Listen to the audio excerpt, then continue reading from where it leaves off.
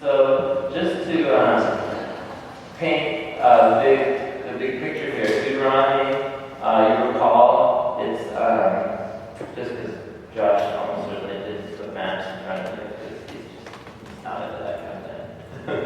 But I go with maps. So remember, this is Moses' what I call the locker room speech before they go out on the playing field.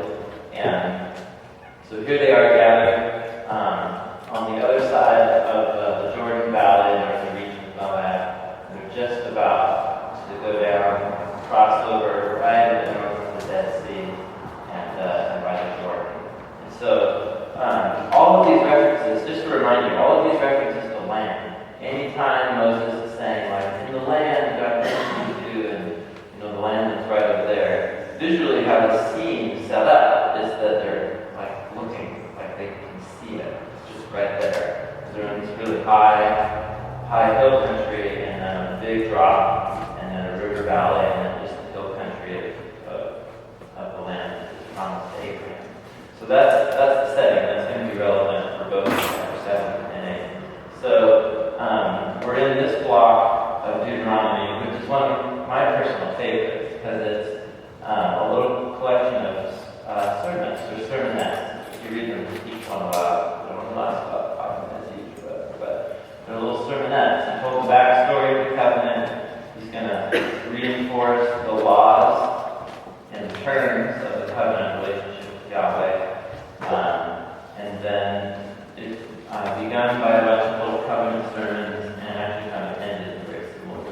So this is the second where we are right now. So basically Moses is doing everything he can to persuade them that following Torah and being faithful to the covenant is the best possible thing for them.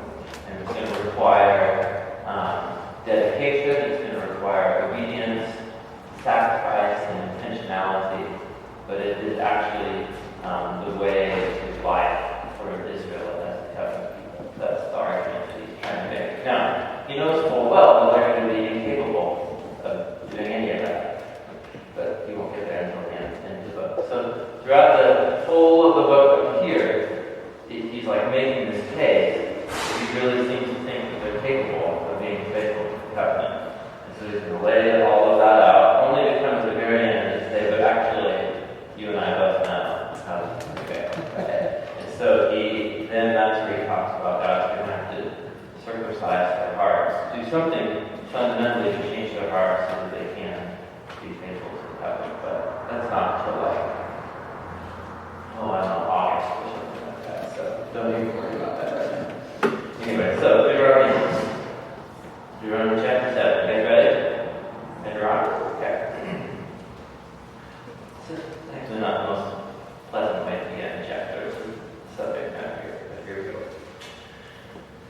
So when Yahweh your God brings you into the land that you are entering to possess, and drives out before you many nations, the Hittites, the Girgashites, the Amorites, the Canaanites, the Perizzites, the Hivites, the Jebusites, 7 nations larger and stronger than you are.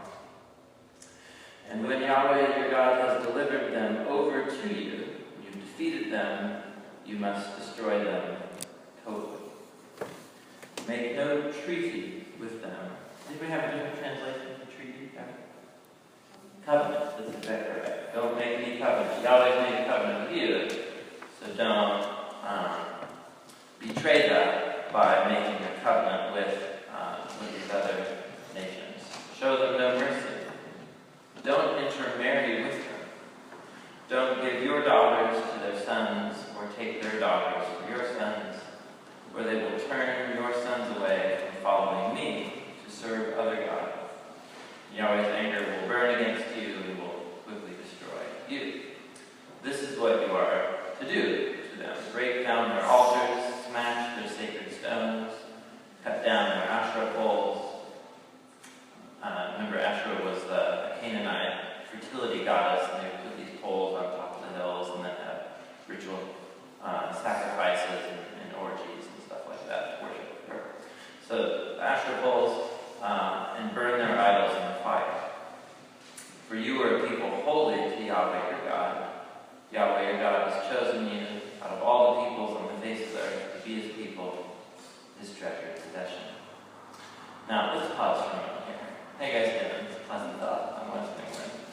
I can't think of too many things that could be more politically incorrect than that paragraph like what we just read, right?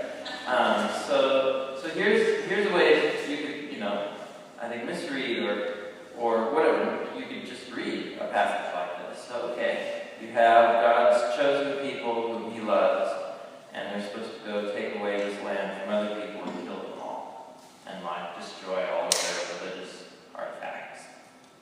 That just sounds horrible, you know what I'm saying? On the surface of it, it really does. And we've talked about this theme already of Yahweh's justice Yahweh bringing his justice on the Canaanites, and this is really early to be thinking about this topic, but it's going to keep presenting itself to us. You guys remember that? Maybe a month and a half, if you were apart, we actually spent a whole morning just working through the difficulties of this topic in terms of your theology and God's justice and so on. So I don't want to rehash all that again. I think that was after we started recording, even. So that might be, but I don't think I do. Anyway. So here's a couple things. Look at verse 2. You see this? After you've defeated them, when the Lord your God has delivered them, after you've defeated them, you must do what to them? What does it say? And then he has destroyed totally. And then the translation. We all have that. Complete destruction. Nobody has the word devoted. Oh, some of you did. Yeah, okay. How does that read? Oh, devote them to complete destruction. Okay, got it. Yeah. Well, that's about the same. So destroy completely. The word devote is getting to the heart of what this term is about. So in Hebrew, this term is, the noun is called cherem, the verb is called Torah. And some of you might have a footnote about that little phrase. Do you have something about that? Yeah, a little footnote. At least it's telling you this is a technical term. It's a Hebrew term used to irrevocable giving over of things or persons to Yahweh. Often, but not always, by totally destroying them. So it's a word that was used for Israel when it engaged in war, not with any nation in general. It was actually a very small group of people groups that they were to engage with this, namely specific nations living in the land. And here's what's very interesting. Is if you actually then go out from here to read the stories, there's actually very few nations that Israel ever did this with. It was practiced with Jericho. It was practiced with the nation of Midian, which is where we covered this back at the end of Numbers. It was practiced one other time in the battle with Saul and the Amalekites. And in each of those cases, they are, well, especially with Midian and the Amalekites, they were actually nations that were on the offensive against Israel, and so this was the way they were to respond. And so, not all of Israel's battles were like this. It's just a select group of peoples, and it's specifically these nations here living in the land. Now, the word destroy totally makes you think destroy totally. But this passage is actually really significant. Because, so look at verse 3. So you've destroyed them totally, but then make no covenants or treaties with them. Well, why on earth do you need to say that if you destroyed them totally? Verse 3, don't intermarry with them. Well, why on earth do you need to say that if you destroyed them totally? So, the point, does that make sense? Does that basic point make sense? So, that should alert us that we're dealing with the preacher right now. And part of the rhetoric and the way of speaking of Deuteronomy, he's impassioned. And so it's one of those things where if you read in context, you think destroy totally. That seems to mean destroy totally. But if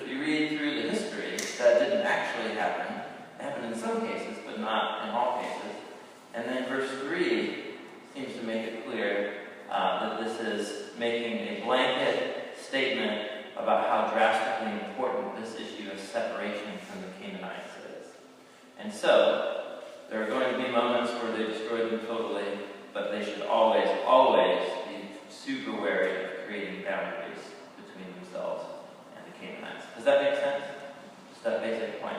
So, we're not going to take time to move towards the issue of the destruction of the Canaanites. We did that a while ago, and we'll do it again. But just to make that point here, even in this own paragraph, it shows you that destroy totally doesn't necessarily mean destroy totally.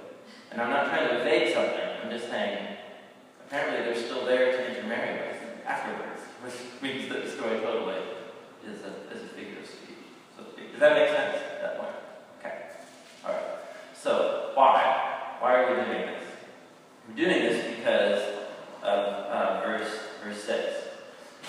You are a people holy to Yahweh your God.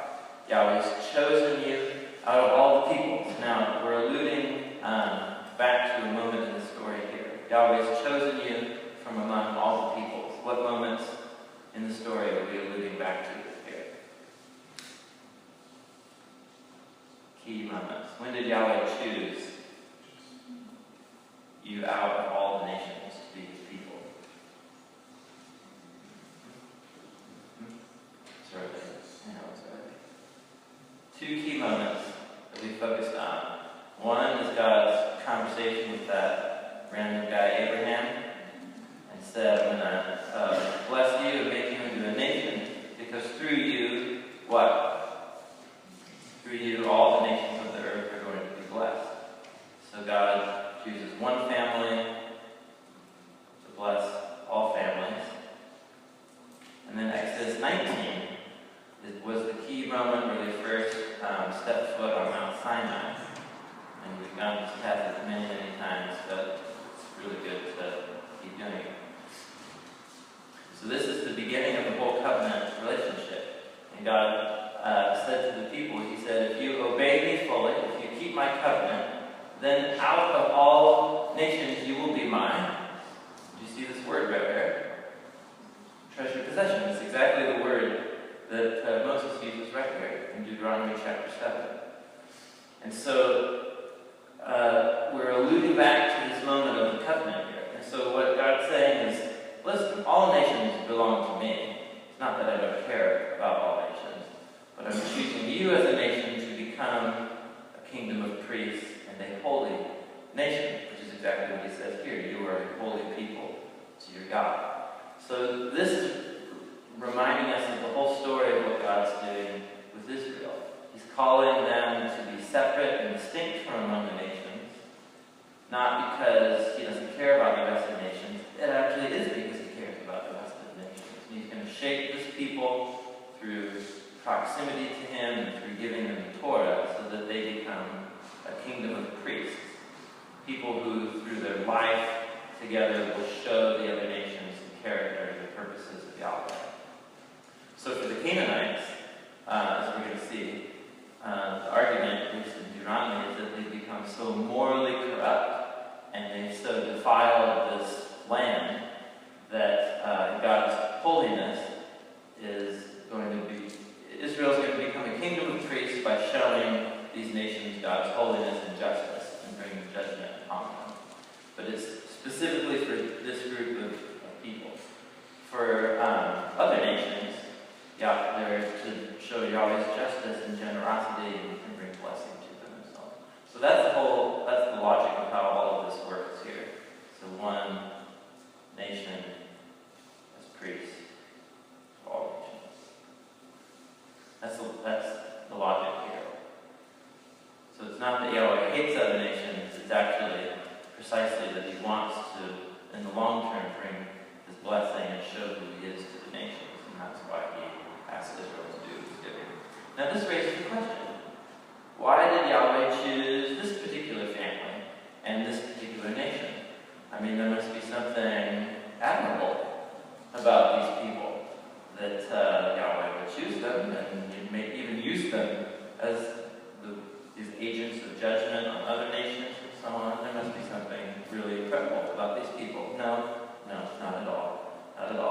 7.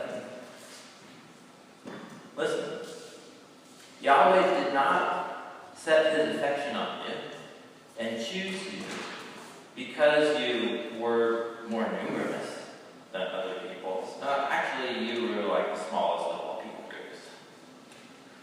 Rather, it was because Yahweh loved you and kept the oath that he swore to your forefathers, that he brought you out with a mighty hand and redeemed you from the land of slavery, from the power of Pharaoh, the king of Egypt. Know, therefore, that Yahweh, your God, that he is God. He is the faithful God. He keeps his covenant of love to 1,000 generations of those who love him and keep his commands. But to those who hate him, he'll repay to their face by destruction. He won't be slow to repay to their face those who hate him. Okay, let's pause. Deuteronomy is like this. It has like the most heartwarming, you want to like cross-stitch it, and put on your wall type verses, and then right next to them are other ones that are like, whoa, kind of look at. So look at verses 7 and 8. This is one of the most astounding statements about God's love. Oh, I think I mentioned this once before. But Deuteronomy has the word love in it more than any other book of the Bible. Did I mention that way back when? And it's especially in these sections right here. These are the love chapters. So, look at verse 7. So, why did Yahweh choose Israel as a family and a nation to work through? Was it because they were like admirable and incredible and a large and influential nation? And the answer is no. So, that would raise the question, why? Verse 7 says, the Lord didn't set his affection on you for that reason. So verse 8 tells you what the real reason is. And what is the real reason? It was because what? It was because the Lord loved you. Now stop and put those together. This is so verse 7.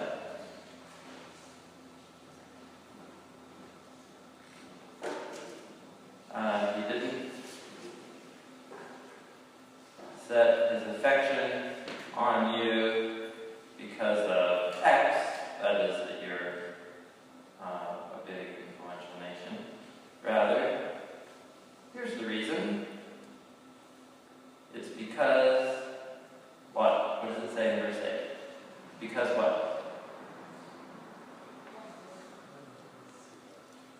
Because he loves you. Why does Yahweh love these people?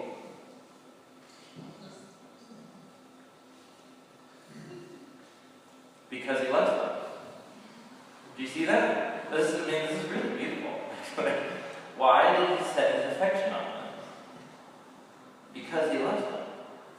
But why does he love them? Because he loves them. But why does he love them? Verse 7 and 8 this little merry-go-round that you will never get off of. And so this is beautiful. And it's precisely, like destruction of the Canaanites, whoa, let's punch in the face on Wednesday morning. But then, what the whole point is that why does he love anybody in general? Why does he love this nation? Because he actually wants to use this nation as a vehicle for his blessing and to show who he is to all nations. And why does he do that? Why does he do that to a world of people who've rejected him and who are ruining each other and so on? That's just who Yahweh is. Which doesn't mean he won't bring justice on human evil. What it does mean is that he has his own covenant promises that he's going to redeem and rescue no matter what happens. And at any given generation, to those who love him and keep his commands, will experience the blessing of his covenant love. And to those who refuse, they reject, or they want to, in this case of the Canaanites, oppress or attack God's covenant people, will bring justice on them. It's really profound. Why does Yahweh keep his covenant? Because he's loving. Well, why does he love him? Because that's just who he is.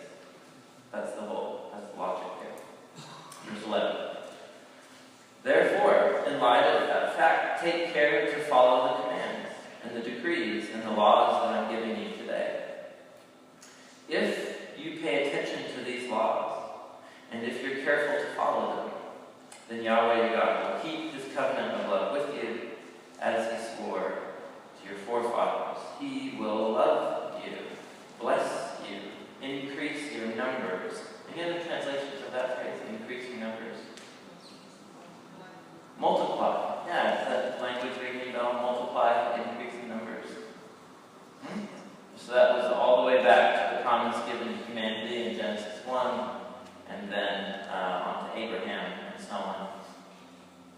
And it's always connected with blessing. He will bless the fruit of your womb, the crops of your land, your grain, your new wine, your oil, the calves of your herds, the lambs of your flocks, and the land that he swore to your forefathers to give you. You'll be blessed more than any other people. None of your men or women will be childless, nor will any of your livestock go without young. Yahweh will keep you free from every disease. He will not inflict on you the horrible diseases you knew in Egypt, but he will inflict them on those who hate you. You must destroy all the peoples Yahweh your God gives over to you. Don't look on them with pity. Don't serve their gods, for that will be a snare to you. Now you might say to yourselves, oh, hold on a second, these nations are way stronger than we are. How can we drive them out? Don't be afraid. This is the other key thing here. Even though, so you have this command to destroy them completely, but then you have this other theme that's set alongside it that goes back to the Exodus, which is, if Israel's not a very large, powerful, influential people, how on earth are they going to survive in this sea of powerful nations that they're going into? And the whole point is, well, you can't, and you won't be able to. So just sit back, just like you did at the Red Sea, and just watch how Yahweh will work things out for you. Which is exactly what he says here. Verse 18, don't be afraid. Remember well what Yahweh your God did to Pharaoh and to all of Egypt. You saw with your own eyes the great trials, the miraculous signs and wonders, the mighty hand, the outstretched arm with which Yahweh your God brought you out. Do you feel the preacher in Moses here? The signs, the wonders, the mighty hand, the outstretched arm, he just piles it all up. It's great. He's getting his preach on here. Moreover, Yahweh your God will... this is interesting. Verse 20. Moreover, Yahweh your God will send something. Do you translate it 10? Some of you have hornets. Others of you have pestilence. This is an extremely it's a rare word. It's a rare word. It's a rare word, and there's disputes about what it means. I think pestilence or fear or terror or something is more likely what it means, because this would be the only case of God sending a hive of hornets on somebody. I mean, it's a metaphor, almost certainly, but even so. God will send hornets or terror or pestilence or something among them until even the survivors who hide from you have perished. Don't be terrified. For Yahweh, your God, who's among you, he's a great and awesome God. Yahweh will drive those nations out before you, little by little. You're not going to be allowed to eliminate all the nations at once, or else the wild animals will multiply around you. This is an interesting little theme that appears again. So if you do this blitzkrieg and then the whole land belongs to you, it's going to take you months and months and months to settle in the different areas, and it's going to be taken over by lions by then, So it's just going to go or cougars. But Yahweh, your God, will deliver them over to you, throwing them into great confusion until they are destroyed, just what he did to the armies of Pharaoh when they were crashing in on Israel at the Red Sea. He'll give their kings into your hand. You'll wipe out their names from under heaven. No one will be able to stand up against you. You'll destroy them. The images of their gods you are to burn in the fire. Don't covet their silver or gold. Don't take it for yourselves, or you'll be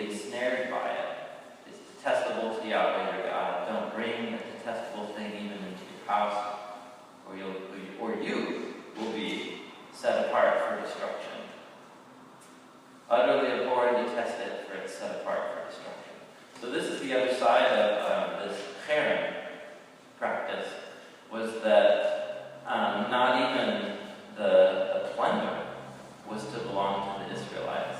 So this is actually fairly significant here. So when they were going into the land of the Canaanites, if they're going to do this practice, they don't get any advantage or plunder from these wars at all. It's not like Yahweh says, okay, and here's all their gold and silver. The whole point is that they don't benefit at all. All they are is instruments of Yahweh. They bring His justice, and then they turn everything over and devote it to Yahweh or get rid of it. So it's a part of these firm boundary lines between Israel and the Canaanites, and it's not for their own selfish advantage. Does that make sense? So here's a couple thoughts just as I was thinking about this. And I don't know, Josh mentioned this wonderful commentary we're reading on Deuteronomy after this. So it's by Christopher Wright, and he had some really, really good insights here, thinking about what does a passage like this speak to God's people, as the generations go on. Because at this stage in covenant history, the whole idea of the chosen people is that God has formed them as an ethnic family and as a nation. And so nations, by nature, have, pretty clear tribal, ethnic boundary lines. And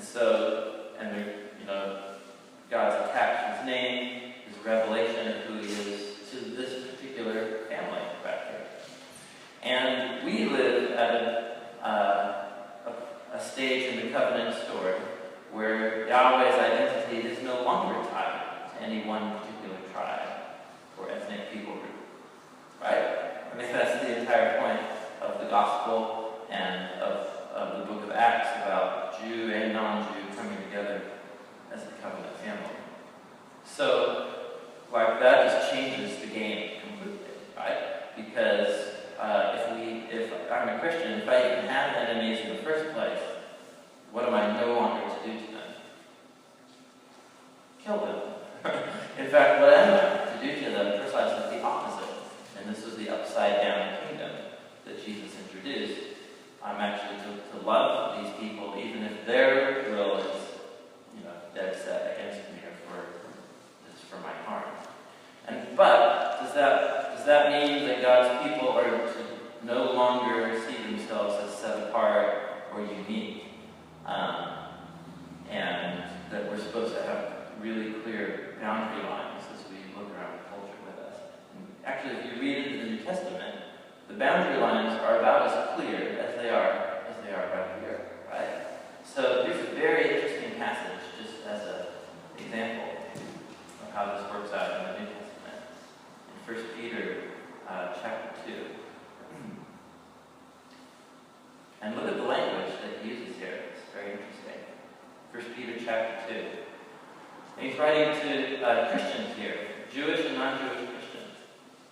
He says, "But you all are a chosen people, a royal priesthood, a holy nation, God's special possession." Have I heard these words before? So Peter is just taking all these words out of Deuteronomy 7 and Exodus 19. And here's the point. Why? Why are you chosen and holy and selected? So that you may declare the praises of Him who called you out of darkness into His wonderful light. Now there was a time when you were not a people, but now you all are the people of God. Once you had not received mercy, but now you have received mercy. So, dear friends, I urge you, as foreigners and exiles, abstain from sinful desires which wage war against your soul. So there is a form of warfare still. And it's this what Paul called, the battle between the flesh and the spirit, or what he calls the battle of sin that's warring against our very lives. Live such good lives among the pagans that even though they might accuse you of doing wrong, they may see your good deeds and glorify God on the day that He visits us. Do you see, he's taken the same mindset But this new stage in the covenant and the upside-down kingdom has changed out all of the realities. But you still have a people who set apart and distinct and different, and who, at certain points, especially on morally, declare clear boundary lines that set us apart, but not to make us feel good about ourselves. It's all for bearing witness to who God is, so that people can see how awesome Jesus is. That's the whole point. Does that make sense? How that works itself out? So within that framework, then, a passage like Deuteronomy 7, I think, takes on a kind of renewed challenge to us that we are to really take seriously. Holiness. Because holiness is how God's people, one of the ways God's people accomplish their mission, is to say we're living out a different vision of what it means to be human beings together as a way of witnessing to the nations. So those are my thoughts on Deuteronomy 7. That's about as good as I can do at 6:30 in the morning. Let's read the next sermon because it's shorter and it's also awesome as well.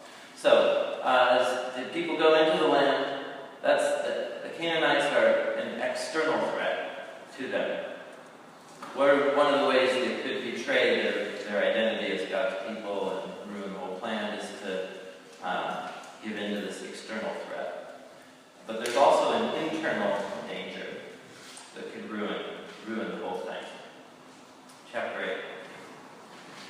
Be careful to follow every command that I'm giving you today, so that you may live. Obedience leads to life. It's a basic math equation in Deuteronomy. So that you may live and increase, and may enter and possess the land that Yahweh promised on oath to your forefathers.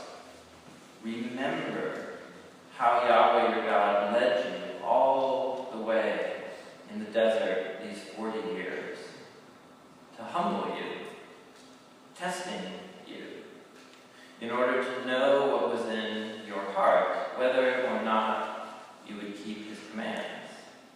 He humbled you, letting you go hungry and then feeding you with manna, which neither you nor your fathers had known, to teach you that humans do not live on bread alone, but rather on every word that proceeds from the mouth of Yahweh. Have you heard that line before? We have heard it before. We'll talk about that. Your clothes did not wear out, your feet did not swell during these 40 years. Know then in your heart that as a man disciplines a son, so Yahweh your God disciplines you. So we're reflecting back on the wilderness period. You're about to go into the land, and as we're going to see, if they obey, it's going to be full of abundance and really awesome stuff. But never forget these lean years of trial and testing. Because if you think that Yahweh is good to you in the good times, it could cause you to forget that Yahweh was just as good to you in the lean, difficult times as well, shaping and doing different things in you. Now, this is really interesting. Look at verse 2. So remember how he led you all the way in the desert, 40 years, to humble you and to test you. Now, do you remember in some of the stories, the wilderness stories, where Israel complained and so on? And Yahweh said, why are you guys testing me? Right? That was the whole thing. Is they thought they were testing him. But here Yahweh reveals, actually, I was the one testing you. And so, we may not like this, but this is a motif that appears in numerous places throughout the Bible, is that there are some times, not all the time, there are some times where God will allow or bring times of testing and difficulty into the lives of his people, precisely because he loves them. That's not something we like to hear. And it's something that can easily be misunderstood, too, because then we can come to think that somehow every tragedy or bad thing that might enter our life is Yahweh, trying to teach us a lesson or something. But the Bible doesn't say that either. There's also other things that can just happen to us that they're not God's will as such. They're someone else's sinful will. God can redeem that and turn that into something redemptive in our lives, but it doesn't mean that he sent this personally to teach you a lesson, something like that. Yahweh's not trying to teach you a lesson all the time, but there may be times, and it's difficult to discern what those times are. And the time of the wilderness was one of these times. And so look at verse 3. This is the whole point. What was Yahweh trying to teach them? And what he's trying to teach them is exactly what Jesus quotes when he is in his 40 days in the desert being tested by the devil. And it's to teach you that man doesn't live on bread alone, but by every word that comes from the mouth of Yahweh. Almost like a proverb. It's almost like you need to go sit with that line and have a cup of tea and just think about that. So, because can humans live on bread? Well, you're like, well, you eat vegetables, something like that. But the whole bread here is I think a figure of speech for food. Can human beings live just on, food and water? The answer is yes. So what on earth does that mean? What do you mean man can't live on bread alone, but by every word that comes from the mouth of God? So here's Israel. They were in a time where they actually didn't have enough even physical food. And so what they came to see was they were utterly dependent on the covenant relationship with Yahweh to give them not only their physical food, but to give them hope and meaning that their story was going somewhere, that their lives had purpose. And so here, we're teaching them this lesson that human life is more than just subsistence living. It's more than just scraping by existence. That actually what we need to truly flourish and live and become humans is God's Word, which gives us a story to live within, and meaning, and hope, and purpose. And it's kind of like, you guys remember that educator Abraham Maslow? He had that hierarchy of needs. And that what human beings, ants just live on bread alone, and they're just fine with that. Right? But human beings need a lot more than bread to flourish as human beings, right? So we need food, shelter, clothing is the basics, but that's the bottom of the pyramid. Then it's like stable relationships and social network and safety net. And then at the top of the pyramid are all about their existential issues, about meaning and purpose and meaningful work, that my life has significance, and that I do things to discover who I am and self-actualization and so on. Now, that's kind of a humanistic way of framing it. But he has his thumb on something really important about human beings, that we're more than just animals. And I think that something like that is what Moses is saying here. He led them through this time of testing to strip away even the physical provision of Israel, to remind them of who they really are and who Yahweh really is. And that it's his covenant promises, his love, and the journey he has them on, his promises to them, that make life what it really is, of significance and meaning. This is very profound. Verse 3 is worth, still go have a cup of tea and think about it. But it's quite profound. That's the best I can do at 6:45 in the morning. Okay, verse 6. This is where the sermonette really picks up. Observe the commands of Yahweh your God, walking in his ways and revering him. Yahweh your God is bringing you into a good land, a land with streams and pools of water, with springs flowing in the valleys and the hills, a land with wheat and barley, vines and fig trees, pomegranates, olive oil and honey, a land where bread will not be scarce and you will lack nothing, a land where the rocks are iron and you can dig copper out of the hills. Who wants to go live there? Pomegranates. Take a long tree. Now, when you have eaten, and when you are satisfied, praise Yahweh your God for the good land he has given you. So when you're in, these were the lean times, and Yahweh was shaping your character in really deep ways. But then there are other times of abundance. And when you're in times of abundance, make sure that you are constantly engaging in practices of gratefulness and thankfulness and praise. And that sufficiency generates praise.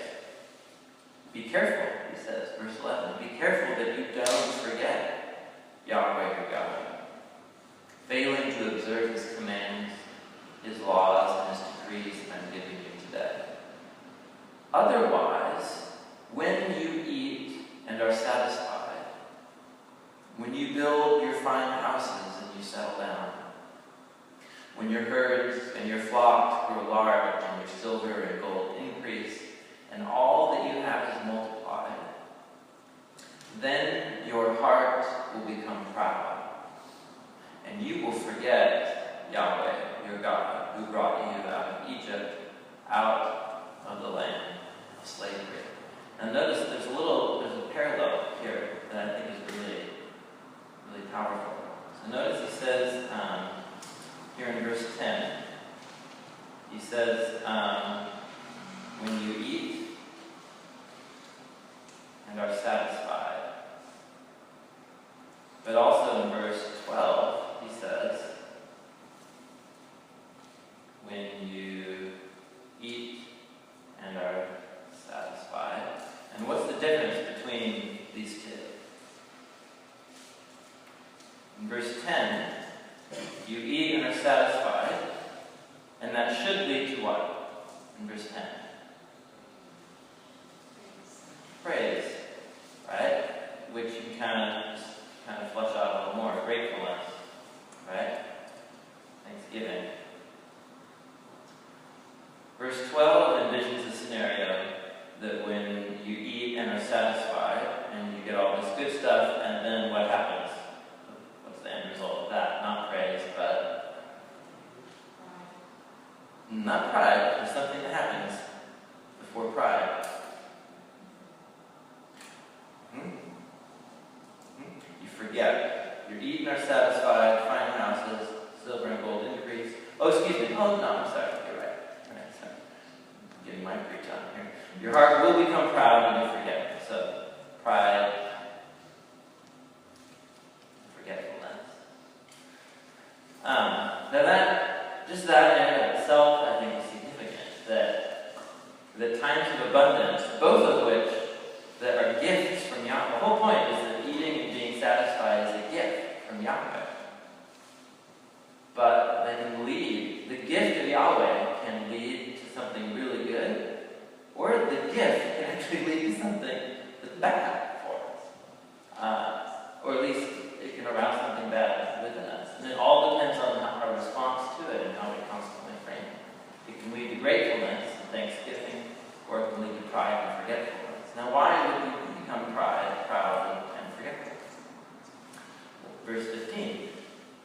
So listen, he led you through the vast and dreadful desert, that thirsty and waterless land with snakes and scorpions. He brought water out of the hard rock. He gave you manna to eat in the desert, something your fathers had never known, to humble and test you, so that in the end it might go well with you. It's as if he's saying, listen, I was shaping within you this heart of dependence and gratefulness so that when you came into the good land, you wouldn't just take it all for granted, that you would recognize it as a gift of what it is. But if you become proud and forget, verse 17, then you might say to yourself, well, wow, my power and the strength of my hands have produced this wealth for me. But remember, Yahweh your God, for He's the one who gives you the ability to produce wealth. And in so doing, He's confirming His covenant that He swore to your forefathers, just as it is today. So pride and forgetfulness makes you think essentially that you are self-sufficient. And when you're self-sufficient, you forget the fact that your very life is a gift. You forget that the air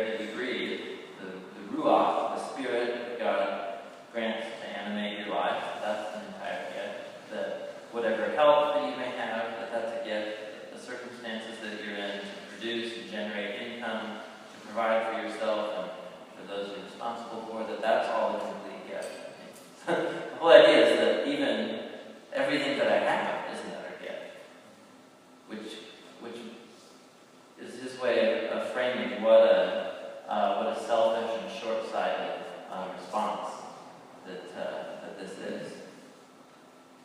And so verse 19, if you, Israel, here we are back into the story here. If Israel, you forget Yahweh your God, and then blow it up bigger, if you follow other gods, after chapter 7, if you worship and bow down to them, I testify to you today that you'll surely be destroyed. Like the nations Yahweh destroyed before you, you'll be destroyed for not obeying Yahweh your God. Now, reading verses like 19 and 20, as Christians, we should not read this and go, oh, I should be thankful that I have a job, otherwise Jesus is going to kill me. So that's a bad way to read the Bible, right? So that's why we're zooming back into the story. And because the whole point is that, is Israel going to forget? Answer, yes. Is Israel going to follow other gods? Yes. Is Israel called to obey in terms of the covenant? Are they going to obey? No. And so that's where all of this leads forward to Jesus and to the cross, where he becomes the one faithful Israelite who actually loves the Father, so much so that he lives a life of complete obedience to Torah, and yet he absorbs the curses and the punishment for failing to obey the covenant. He actually takes on behalf of Israel and on behalf of humanity for us. So when you read a line like this, what it should make us think about is the fact that I forget all the time and worship other gods and am proud, and instead of getting covenant curses, I get the offer of forgiveness and grace because Jesus took the covenant curses for me. Does that make sense? So just when we read Deuteronomy, you always have to think within that broader storyline, or else you're going to walk away thinking, oh, Jesus is going to kill me if I don't thank him for my job today. But no, that's not at all. So let's leave this aside. This is very powerful. Chapter 7 is focusing on this. There's always this external pressure and threats from our culture that is pressuring us to accept a value system that compromises our calling as God's holy people. And the whole point is because Jesus has done this for me, he's opened up a new way for me to be a human being that doesn't have to live and operate according to the value system that I used to have. And so all of a sudden my holiness, my personal moral commitment to holiness isn't just about like me making the baby Jesus smile. That's not what it's about. He's already smiled on me because he did this for me. My personal holiness becomes a part of my mission as one form that I witness to the people around me that there's another way to be a human being. It's the upside down way of the kingdom of God. And I'm called to take that seriously as a part of the people of God. And then chapter 8 is then focusing on this kind of internal character issue of how I think about my life and how easy it is to become apathetic and to either become embittered because I'm in a difficult lean season and I'm like, why God? And then you have to, go to your knees in prayer and wrestle with God about, am I in the wilderness right now? And if so, why? What are you trying to teach me in this season? And then if I'm in a season of abundance, it's about constantly making sure that I engage in these practices and habits to remind me that everything is a gift. Everything that I have is a gift. Otherwise, my heart becomes proud and forgetful. So, there's a lot of really good stuff here. Moses is a good preacher, isn't he? He knows how to bring the hammer. So let's close. Let's close the word of prayer.